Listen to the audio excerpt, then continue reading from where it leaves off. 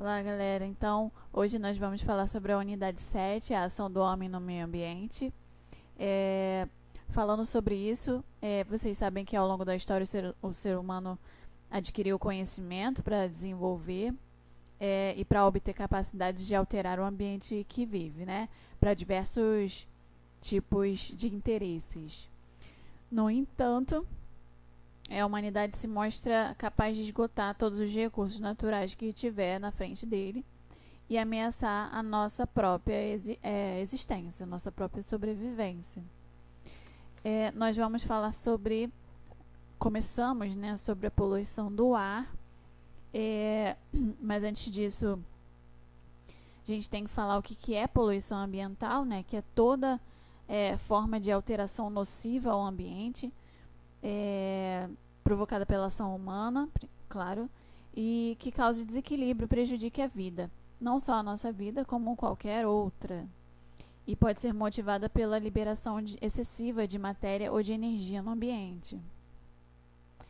Então vamos ver as fontes de poluição do ar: queima de combustíveis fósseis, inseticidas, herbicidas, poeiras de fertilizantes, operações mineradoras, animais confinados, queimadas de florestas. Bom, a poluição atmosférica que é mais frequente na natureza é causada por substâncias estranhas, liberadas por diversos agentes poluidores. Então, no contaminante primário, nós não vamos ver todos, nós temos, primeira coisa, o monóxido de carbono, que é o CO, né? O monóxido de carbono ele origina-se da queima incompleta de combustíveis fósseis, por exemplo, petróleo, tendo como principal fonte de emissão os veículos de automotores, e aí eles liberam esses gases para o ar, né? Então, os carros e todos os transportes públicos, eles aumentam a quantidade de forma muito grande do monóxido de carbono. E qual é o problema dele, né? Uma vez ele inalado por nós, esse monóxido de carbono passa dos alvéolos pulmonares para o sangue. Então, se você não lembra o que são alvéolos pulmonares, são estruturas lá no final do pulmão que vai fazer a troca entre o gás carbônico que vai ser liberado e o oxigênio que vai ser pego de volta. Quando você pega o monóxido de carbono ao invés do oxigênio, eles penetram nas hemácias, né, onde são carregados, e associa-se à hemoglobina, uma proteína que existe lá na hemácia. E aí origina um composto relativamente estável, mais estável do que a ligação com o oxigênio, que é a carboxihemoglobina. Essa ligação deixa a hemoglobina completamente inutilizada para transportar oxigênio, o que pode ocasionar a morte por asfixia dessa pessoa. Então, o monóxido de carbono toma o lugar do oxigênio na hemácia. O que vai ser carregado para o corpo todo não é oxigênio, e sim monóxido de carbono. Bom, já o dióxido de carbono, ou simplesmente o famoso gás carbônico, ele é componente natural do ar, né, da atmosfera. Ele é fundamental para a realização da fotossíntese, porque os organismos fotossintetizantes eles vão utilizar esse gás junto com a água e, mediante a presença de luz, eles vão fazer a fotossíntese, que é a produção de oxigênio e matéria orgânica, de glicose. Bom, mas essas ações humanas, né, com grandes queimadas e uso de combustíveis fósseis, como petróleo, carvão, mineral e alguns derivados, têm provocado um aumento expressivo na concentração desse gás, né? E aí, ele é o principal fator responsável pelo efeito estufa. Então, o efeito estufa, ele é um fenômeno natural e muito importante para que mantenha o aquecimento da Terra. Agora, o aquecimento global é resultado do excesso desse gás na atmosfera. E esse é o problema, né? Ele contribui para a manutenção, normalmente, né? Ele contribui para a manutenção da temperatura e das vidas existentes. Mas o aumento dessa concentração na atmosfera graças às nossas atividades, tem levado ao aumento dessa temperatura de um jeito muito anormal, que é o aquecimento global. E aí todas as suas consequências, que vocês com certeza ouvem na televisão, no mínimo. É o metano, que é CH4, é uma substância que chega na forma gasosa à atmosfera. Ele vem de erupções vulcânicas, de decomposição da matéria orgânica. Decomposição da matéria orgânica, a gente diz, está falando de acúmulo de lixo, seres vivos mortos, seres vivos que morreram, né? Digestão de animais herbívoros, tá? Metabolismo de algumas bactérias. Nos gases de herbívoros, de vacas, por exemplo, existe uma enorme quantidade de metano. Cada molécula de metano é mais ou menos 20 vezes mais potente, quando a gente está falando sobre efeito estufa, mais potente do que o gás carbônico. Bom, o metano ele pode até substituir os combustíveis fósseis, como a gasolina e o óleo diesel. Mas eles são conhecidos por liberar grande quantidade de dióxido de carbono durante essa queima, então vai ser pior. Pode ser substituído, mas vai ser pior. Bom, agora falando de chuva ácida. Além de gás carbônico, a queima dos combustíveis fósseis eles podem produzir dióxido de enxofre e óxido de hidrogênio. E eles vão reagir com a água da chuva, que é o vapor de água lá na atmosfera, né, aqui na atmosfera, produzindo os ácidos sulfúrico e nítrico. E aí, quando chove, esses ácidos se precipitam junto com a água, né, constituindo a chuva ácida, que pode ser extremamente ácida ou levemente. Levemente, toda a chuva já é, tá?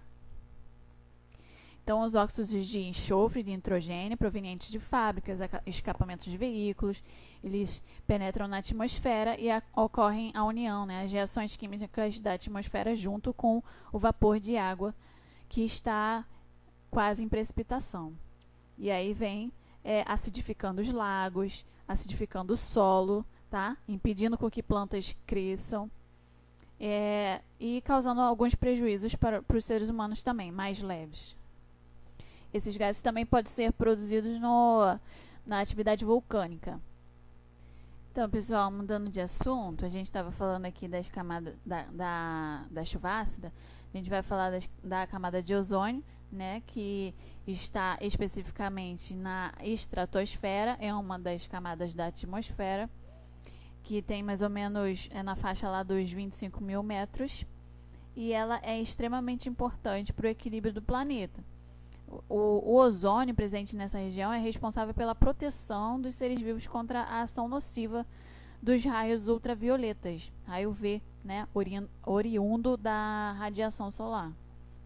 O afinamento dessa camada de ozônio é originalmente detectado lá nos anos 80 por uma equipe de britânicos, né? E aí, o que se descobriu? Os principais culpados, né, eram produtos químicos denominados do grupo denominado clorofluorcarbonos. É o mais conhecido CFC.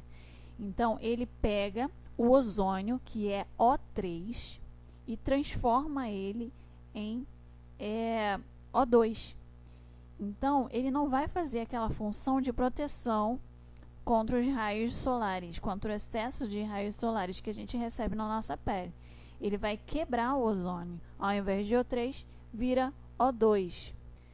Bom, com essa destruição do O3 virando O2, o CFC também desprende o cloro antes. Então, vamos lá no número 1. O número 1 é aqui, onde nós vivemos, na troposfera, onde o CFC é emitido. Ele era emitido de refrigeradores e aerosóis. Hoje ele já foi proibido. Número 2, CFC ascendem, né, até a camada de ozônio, que fica lá na estratosfera. Os raios ultravioletas desprendem um cloro do CFC. Então, clorofluorcarbono era uma molécula muito mais complexa e o cloro, especificamente, faz a quebra desse O3. 4. O cloro destrói o ozônio, ficando muito menos ozônio lá na estratosfera. Com isso, entram mais raios ultravioletas. Consequentemente, a existência de mais câncer de pele, cataratas e outros problemas relativos a muita incidência de raio solar. Bom, vamos falar sobre inversão térmica, que é caracterizada pela sobreposição de uma camada de ar quente a uma camada de ar frio. E sendo mais pesada, essa camada de ar frio fica sobre o ar quente. Então, o ar quente, devido não ao peso, mas à densidade, ela tende a subir, tá? E o ar frio desce, ficando nessa convecção, nesse ciclo. Na inversão térmica, que geralmente acontece no inverno e acontece muito em São Paulo, é que existe o ar frio aqui embaixo, o Sol não consegue aquecer a crosta terrestre, e aí esse frio fica aprisionado aqui, fazendo convecção só aqui embaixo, onde nós vivemos. E aí o acúmulo de poluentes é enorme. Não existe a descida do quente, né? O quente só subiria, desculpa. E o ar frio, pela densidade maior, desceria. O que é densidade? É a quantidade de moléculas dentro de um espaço. Então, até aqui você percebe que aqui tem esses pontinhos, querem dizer moléculas, tem menos moléculas do que o ar frio, então ele tende a subir, porque ele tem menor densidade. Então, o aprisionamento, não deixando a circulação, a convecção acontecer, caracteriza a inversão térmica. Bom, finalizando aqui, o módulo 7 de vocês, a unidade 7, que está falando sobre a poluição do solo. Então, tem diversos poluentes, ou seja, quem vai causar essa poluição. Tem de origem da chuva ácida, tem origem de outro tipo de acidez, de micro-organismos, nitratos, fosfatos, os metais pesados, os sais e gases de aterro sanitário ilegal, né? Então, por exemplo, poluentes provenientes de micro-organismos pode ser as fezes humanas, que apresentam um fator importante de transmissão de doenças, as chuvas ácidas, que a gente viu agora há pouco, tem alterações do solo que podem contaminar também, podem acidificar as águas e impossibilitar o crescimento de vegetais. Tem a questão dos resíduos sólidos, ou a gente pode chamar do lixo urbano, né, que tem os tipos industriais, domésticos, hospitalares, agrícolas ou até nucleares. Eles devem ser armazenados, manuseados, transportados e tratados de jeito adequado para cada tipo de resíduo sólido que eu citei.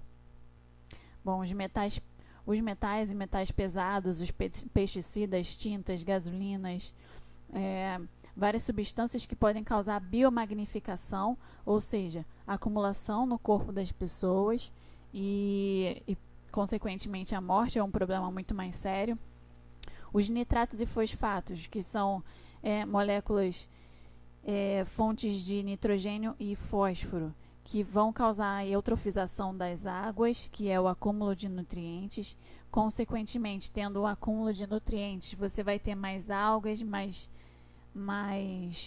seres vivos, mas depois, como tem muitos seres vivos, vai cair bastante a quantidade de oxigênio e todos eles podem morrer.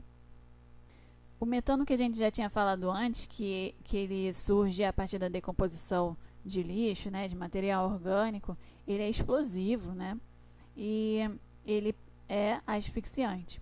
E no solo ele pode restringir o crescimento das plantas.